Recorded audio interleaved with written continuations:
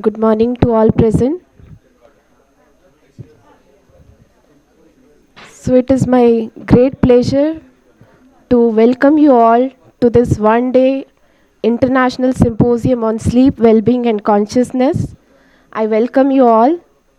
So the first session, uh, the first session is on well-being is a skill, perspectives from contemplative uh, ideas.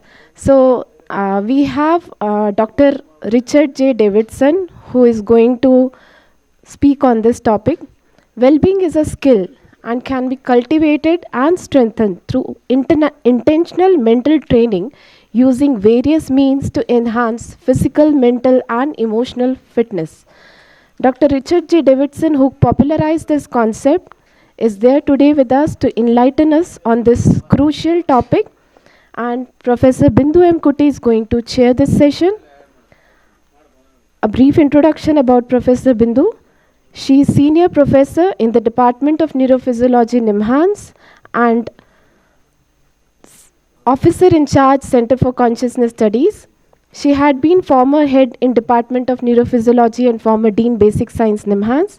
She has 30 years of teaching and research experience in neurophysiology, and her major research contributions are in the area of neuroscience of meditation, consciousness, cognition, sleep, and dreams. With great pleasure, I would like to welcome Professor Bindu and Dr. Richard on dais, and I would request ma'am to kindly introduce Dr. Richard Davidson and initiate this session. Please, ma'am.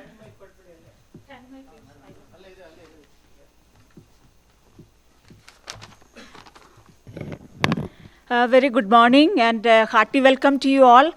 So happy to see all youngsters as the delegates.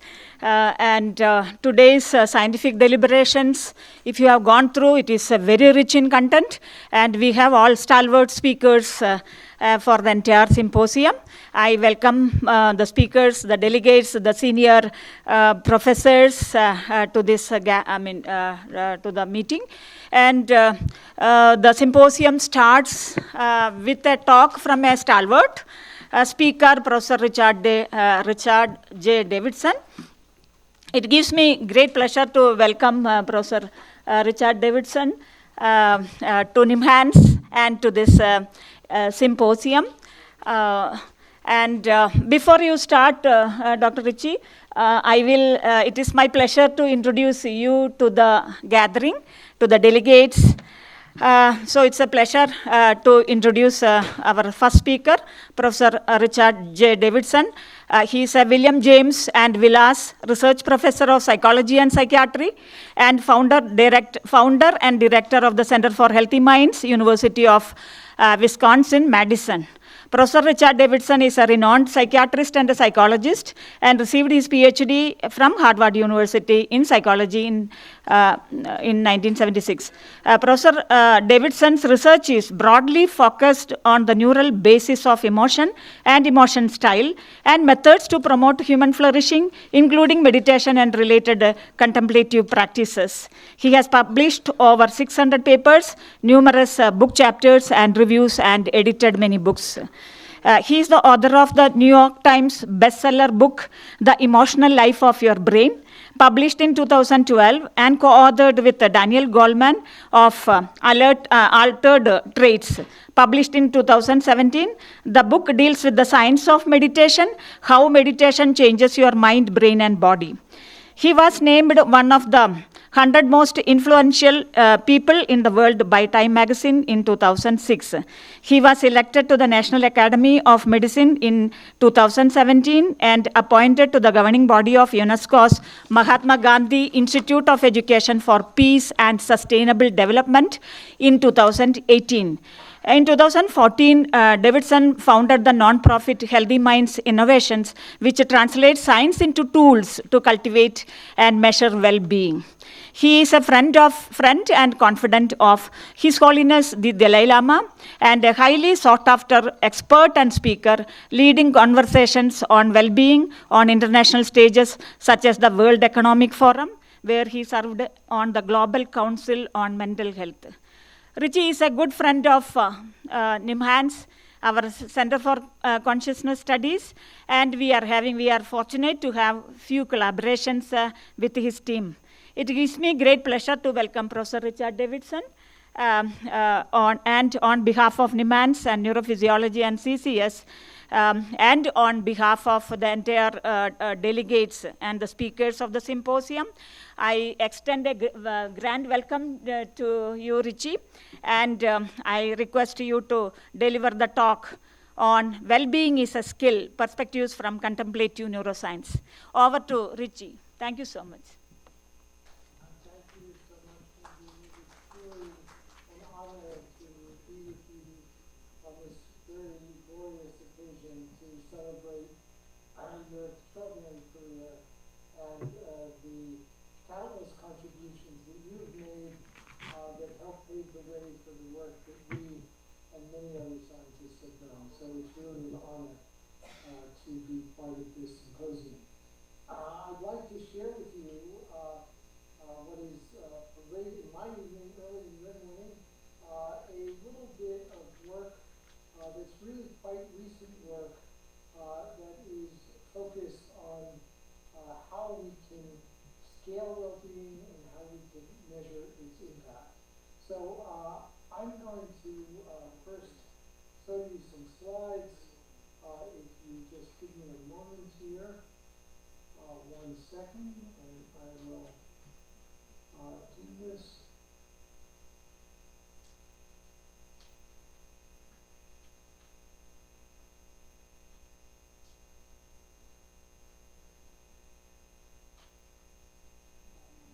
Second.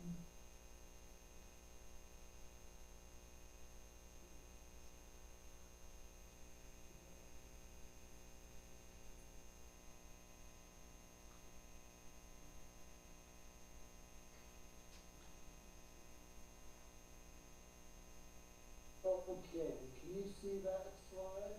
Wellbeing is a skill. Yes. And can you see this one? Yes. Thank you so much. So this is just an inspirational picture of His Holiness the Dalai Lama visiting our lab. This photograph was actually taken in 2001 during one of His Holiness's several visits to our center in Madison, Wisconsin.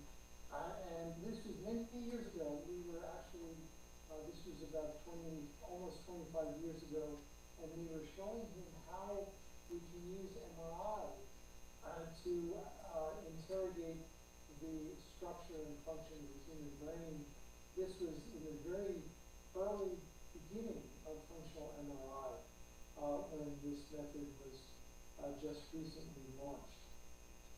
So I want to, in the few minutes that I'm going to be speaking, to present to you a framework for understanding the plasticity of well-being, the key attributes of well-being that can be enhanced through training. And this is a neuroscientific and contemplative framework that we published a number of years ago in this paper called The Plasticity of Wellbeing, a training-based framework for the cultivation of human flourishing.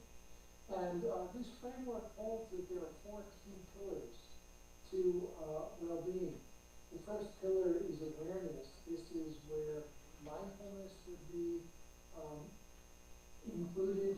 This is about being present.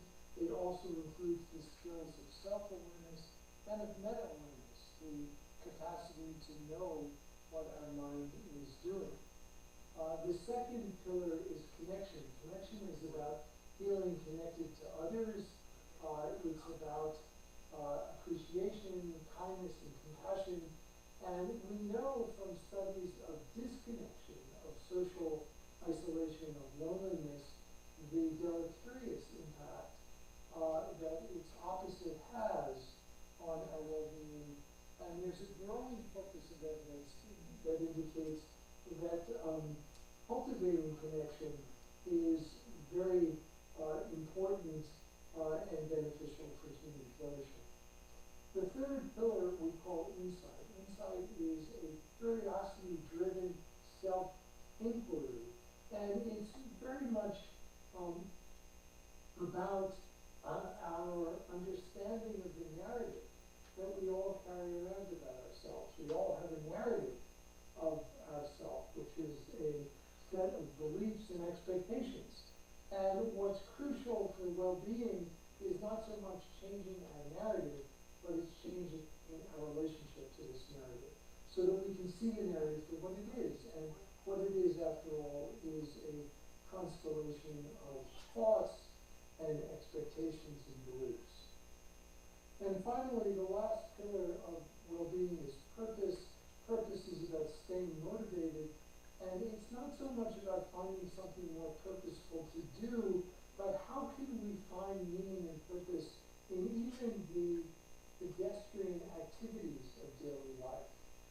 In taking out the garbage, be connected to your sense of purpose. And of course it could be, it simply requires a little shift in mindset, which can easily be taught. So what I'd like to share with you today are a series of very new studies where we have examined the impact of training these four pillars of well-being on the mind and biology. We have done this through the development of what we've called the Healthy Minds program, and we've put it in the form of a mobile app that is depicted here. It is available in India. You can download it. It's totally free. If you'd like to learn more about it, you can go to this website, tryhealthyminds.org. But you can download the app wherever you get apps. It's available in both iOS and Android. And it contains a program, a curriculum to cultivate awareness, connection, insight, and purpose, all of the four elements of well-being. And we've put it together in a foundations course that's on the app. We have much more on the app than this, but we have a 30-day or 1 month foundation course. It's 1 week of practice in each of the four pillars of flourishing in awareness, connection, insight, and purpose. And we've done this in several randomized controlled trials, and I'd like to share a little bit about these data with you today. On the left is the very first randomized controlled trial with this program that we published in a sample size of 343 normal, so-called normal adults in the United States. And what is depicted in the orange color is the Wellbeing Training, HMP. It stands for Healthy Minds Program. The WL stands for Weightless Control. And the measure on the y-axis is a measure of psychological distress. That is a combined measure that combines depression, anxiety, and perceived stress. Those three measures into a single index of psychological distress. On the right is a replication and extension of this. This is in a group of 662 public school educators in the United States. These were educators during COVID, and they were highly stressed. In fact, 50% of them met clinically significant criteria for an anxiety or mood disorder. And what we see is that 4 weeks of the Healthy Minds program leads to a dramatic reduction in this measure of psychological distress. Again, the combination of depression, anxiety, and perceived stress. And these gains are retained at a 3-month follow-up, which you can see depicted here as well. What we also have observed is something quite astounding, and that is in a study we did just before COVID, where we trained teachers on these well-being skills. we followed them up during COVID, and we found that they were 6 times teachers who are randomly assigned to well-being training compared to those assigned to a control group were 6 times more likely to still be teaching 3 years later. And we did an economic analysis, a cost-benefit analysis, and for every dollar that would be invested in programming, there would be a $3.34 return on the investment within 3 years, simply from the cost of replacing the teachers who have left the profession. Now, one other thing I want to say about these data is that this involves practice of approximately 5 minutes per day. That's it for 28 days, 5 minutes per day. And this has led us to the suggestion that if we spent even as short a time each day as we spend brushing our teeth, nourishing our mind, this world would really be a different place. So I want to show you another data point, which is illustrated in the right. The one on the left is one I showed you just before. It's just presented on this slide as well. And the one on the right is a replication with the Healthy Minds program and an active control group. And we see comparable reductions in this measure of distress, and that holds, in this case, even longer at a 6-month follow-up. The other thing we did, and the data on the right come from a study we did in a school system in another part of the United States called Kentucky. It's a different state, quite far from where we are, with a larger school system. The sample size in this case was approximately 830 educators. But in this case, we also had access to student data, and we looked at the academic performance of students who were taught by teachers randomly assigned to the well-being training, and we compared them to performance of students who were taught by teachers randomly assigned to the control group. And on both English language arts, which is the bar on the left, and the bar in the middle is mathematics skills, in a sample size of almost 13,000 students, the students who are randomly assigned to, the students who are taught by teachers randomly assigned to the well-being training perform significantly better than the students who are taught by teachers randomly assigned to the control group. On the right is the weighted student average of many different school-based interventions combined, and the finding there is essentially zero. There's no significant effect overall from many other studies, and what it shows is that when teachers are training with the Healthy Minds program, their students are doing significantly better than the students who are taught by teachers assigned to other kinds of school-based mental health interventions. Okay, I want to share one other study with you, and this is a new study that we've just recently completed.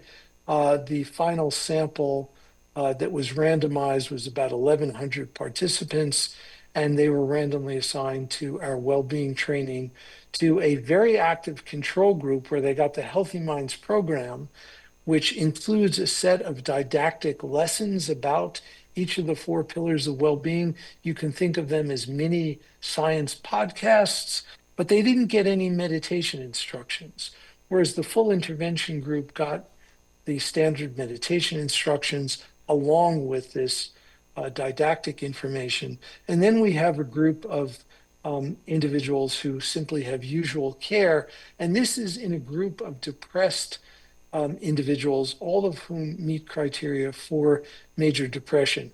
They all were, they completed a skid interview. And as you see, we began with a very large number of participants that we approached. We invited 5,000 to consent, and from those 5,000, we selected about 1,100 to participate. We had them go through the Healthy Minds program. The full program is illustrated in this sort of pinkish color. The active control condition, which is you can think of them getting the entire intervention with the exception of specific meditation instructions. That's in green. And you can see that they did pretty well also. And then finally, the untreated controls or the usual care controls is in blue. And what you can see is that depression was significantly reduced in both the Healthy Minds program, the full program, as well as in this active control. This is the GAD-7, the anxiety measure, showing also reductions in both of the Healthy Minds groups compared to the usual care controls. And this is a measure of flourishing.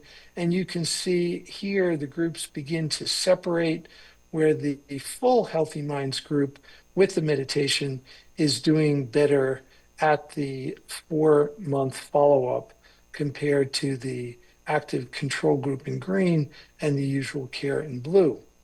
Now, we also collected video snippets of experience sampling. Participants on their phone were told to tell us about an emotional experience, pleasant or unpleasant, that they had in the last 24 hours. They did this log once a day during the course of the study. And one of the things we were examining is personal pronouns, the use of I, and also positive emotion word use. And you can see that the post-test data are in blue, the 3-month follow-up are in the light blue, and the data in the middle is for the singular personal pronoun use. And what you can see is that participants who went through the full Healthy Minds program show a significant decrease in the use of singular personal pronouns like I and me compared to the usual care group. And on the right, you see the sentiment analysis, which is simply the ratio of positive to negative adjectives that they use in their speech. And you can see that the participants randomly assigned to the Healthy Minds program in blue are using more positive adjectives in their word choice compared to the usual care group. We also sent home little kits where they collected blood samples using what's called a dried blood spot method. They just pricked their finger and they put it on a paper blot, and they send those blots back to us. We can analyze those data, do everything from epigenetics to looking at cytokine expression. And we're still analyzing these data, but these are from a panel of inflammatory cytokines. This is looking at IL-6. And what you can see is that those participants assigned to the full Healthy Minds program, where they received meditation training in awareness, connection, insight, and purpose over the course of 1 month, average of 5 minutes a day of practice, they're showing a significant reduction in IL-6 compared to the usual care group shown over on the right. We also collected stool samples and looked at microbiome differences. And I don't have time to go into this. We're working with one of the world's experts on the microbiome on this work. And we are seeing signals in the microbiome that distinguish between participants randomly assigned to the well-being training, with the largest difference being in the butyrate pathway, which is really important in sealing the lining of the gut to prevent leaky gut syndrome and decrease that as a source of inflammation. And we see that those assigned to the Healthy Minds program show an increase in butyrate production. Okay, I'm going to end now. My time is up, but I want to just end by suggesting that the cultivation of flourishing really is an urgent public health need. It is not just connected to our mental health, but also to our physical health. And our findings and those of others indicate that when we nourish our mind, we really can change the world. So I appreciate all of your attention, and I want to again extend my best wishes to Dr. Cuddy on the significant milestone of her retirement. I know that she will not sit on her laurels, but rather will be engaged in some extraordinary community service from what she's described to me in her hometown of Kerala. And I very much look forward to staying in touch. And I wish you all the very best in your next chapter. And I want to end with a quote from the Dalai Lama from a book of his that was on the bestseller list for some time. And he said in this book, the systematic training of the mind, the cultivation of happiness, the genuine inner transformation by deliberately selecting and focusing on positive mental states and challenging negative mental states is possible because of the very structure and function of the brain. But the wiring in our brains is not static, not irrevocably fixed. Our brains are also adaptable. So thank you very much. These are the many people who have contributed to this work, and you can find out more by going to our websites. Thank you.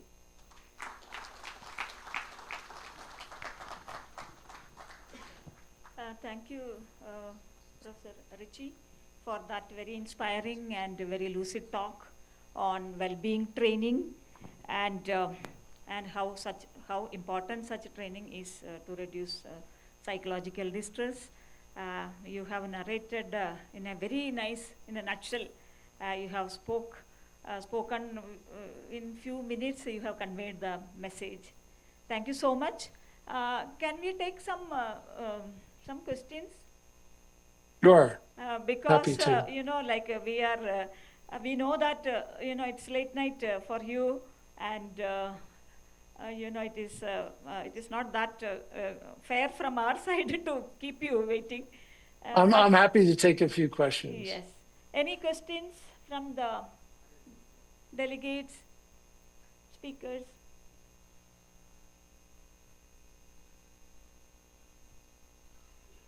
One or two, that's our maximum. Okay. On.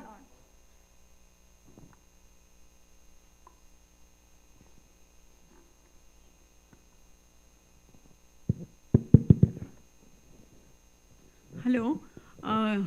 It was a wonderful talk. I have one question. Thank you. If the person is trained in for the healthy mind through meditation or through yoga or many of the systematic training, when they are challenged with any difficult task, how do you think they will handle this kind of challenges? Will it help in handling it very efficiently, or because if they're not trained on the challenging task and suddenly they are exposed to the challenging world, how do you think they can handle it? Yes, thank you for the question. And we have studied that in the laboratory. And in general, what we see is that in response to a challenging task, they will show activation, but they will recover more quickly compared to their counterparts who have not been trained in this way. So they may show comparable amplitude of reactivity, but they will recover more quickly. And that is one of the ways that we define resilience. Resilience is the rapidity with which you recover from adversity. And you can measure that in different biological systems.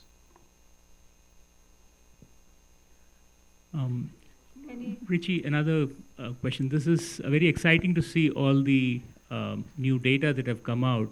I was curious about the focus on HMP is 5 minutes of meditation.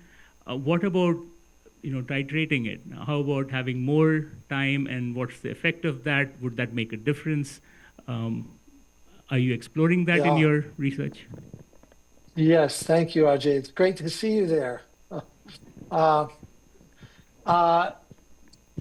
So yes, those are really important questions, both from a theoretical and practical perspective, and we are exploring that. And we don't have an answer yet, but we are exploring it. And it's amazing that such a simple question really is not yet fully. Not even fully. It's hardly explored at all. Even the kind of question where if you allocated, say, 15 minutes a day to practice, is it better for most people to practice in one 15-minute period, in 3 5-minute periods, or in 5 3-minute periods? Nobody knows the answer to that question.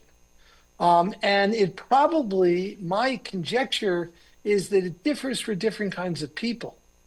And so that's something that we're intensively studying now, is to look at baseline phenotype, if you will, really deeply phenotyping the cognitive and affective style of a person to see whether those kind of measures may be predictive of the kind of training regime that would be most effective in promoting well-being. I think we will move on. Thank you so much, Richie, for being a part of this symposium and for delivering such a lucid, very interesting topic on well-being. Thank you so much. We look forward to have your collaboration in future. I'll be in touch with you. Thank you. Thank you so much. Thank you so much for your patience.